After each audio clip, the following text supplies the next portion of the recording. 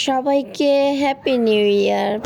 ইংরেজি বছরের শুরুতেই প্রথম দিন সকাল সকাল ঘুম থেকে উঠে আমার হাজব্যান্ডকে পাঠালাম নিচে নাস্তা আনার জন্য, আপনাদের ভাইয়াকে।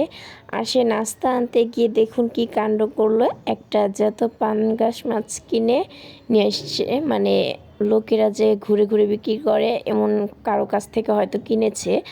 আর সেখানে তারা মানে মাছ কেটে বিক্রি করবে সে অপশন ছিল না। উনি সব সময় সচরাচর আমার জন্য মাছ কেটে নিয়ে আসে, জানে ভালো করে যে আমি কখনোই মাছ কাটতে পারি না। মাছ কাটি, ছোটোখাটো মাছ অবশ্যই পারি, কিন্তু এত বড় বড় মাছ আমি কখনোই কাটি না। আর এটা ছিল প্রায় 3 থেকে 4 কেজির একটা মাছ।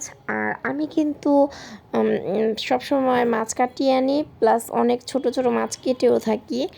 আর অনেক কাজ করার পরে রাত্রেবেলা আমার ঘরের অবস্থাও অনেক খারাপ ছিল, গুছানো হয়নি। এখন সব গুছাবো, এলোমেলো হয়েছিল। কালকে অনেক রান্নাবাড়া করেছিলাম, হালকা পাতলা, মানে অনেক আনন্দ করেছি। সেগুলো আপনাদের সাথে পরের ব্লগে শেয়ার করব।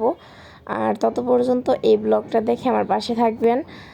ঘুম থেকে উঠে এই তো শুরু করে দিলাম, সকাল সকাল নাস্তা করলাম। আর নাস্তা করার পর চলে গেলাম কিচেনে যাওয়ার পর আমার হাজব্যান্ডকে বললাম আমি একা একা মাছটা কাটতে পারবো না, এখন কি করা যায়।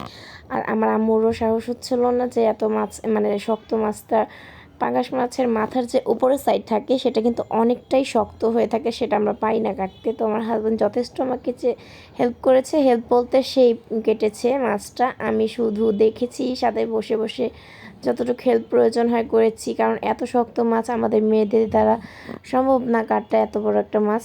সো চলে গেলাম মাছগুলো নিয়ে আমি ধোয়ার জন্য। এইখানে মাছগুলো ছিল, ভাবলাম যেহেতু মাছগুলো ধুইব, সাথে আমি আমার ফ্রিজ থেকে একটু খাসির মাথা ছিল, প্রায় 3 থেকে 4টার মতো মাথা এনেছিল। হাফ আমি রান্না করেছিলাম এর আগে, ভুনা করেছিলাম, আর হাফ যেগুলো রয়েছে সেগুলো আজকে ভাবলাম মুগের ডাল দিয়ে রান্না করব। সো আর কি, যা বলা তাই করা, চলে গেলাম রান্নার জন্য। অনেক কিছুই প্রস্তুতি করেছি, যেমন পেঁয়াজ কেটেছি, আদা রসুন যেগুলো ফ্রিজে ছিল, প্রয়োজনীয় জিনিসপত্র সব কিছু বের করে নিয়েছি। এগুলো নিয়ে পাশাপাশি বাসাটাও একটু পরিষ্কার করেছি। এখানে মাছগুলো ধুয়ে নিচ্ছি। দেন আমি যে আমার মাছগুলো আমি বাটিতে সংরক্ষণ করে থাকি, সেই বাটিতে করে সুন্দরভাবে ফ্রিজ আপ করেছি। তারপরে আমার যেই খাসির মাথাগুলো বের করা হয়েছিল সেই মাথাগুলো নিয়ে এনেছি সাথে, সেগুলো ধুয়ে তারপরে পেঁয়াজ ভালো করে মশলা টশলা দিয়ে ভাবলাম যে রান্না বসিয়ে দিই। আর চুলায় মোটেও গ্যাস ছিল না, কারণ আমি সবসময় সকালে কিংবা রাতেরবেলা রান্না করে ফেললে সারাদিন আমার কোনো কাজ থাকে না। কিন্তু আজকে যখন গেলাম দিনের বেলা রান্না করার জন্য, দেখলাম চুল পরিমাণ গ্যাসও নেই। কী যে কষ্ট হচ্ছিল, সারাটা দিন পার হয়ে গিয়েছে সেই রান্না করতে করতে।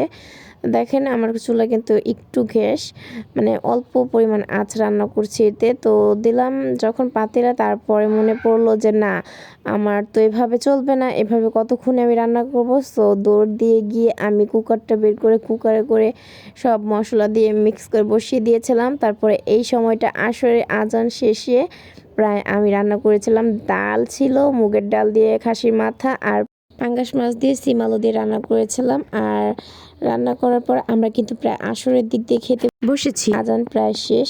তখন কি আর করার, যেহেতু গ্যাস ছিল না, সবাই মিলে একত্রে খেতে বসলাম, খাওয়া দাওয়া করলাম। এভাবে খুব সুন্দর একটি দিন কাটালাম।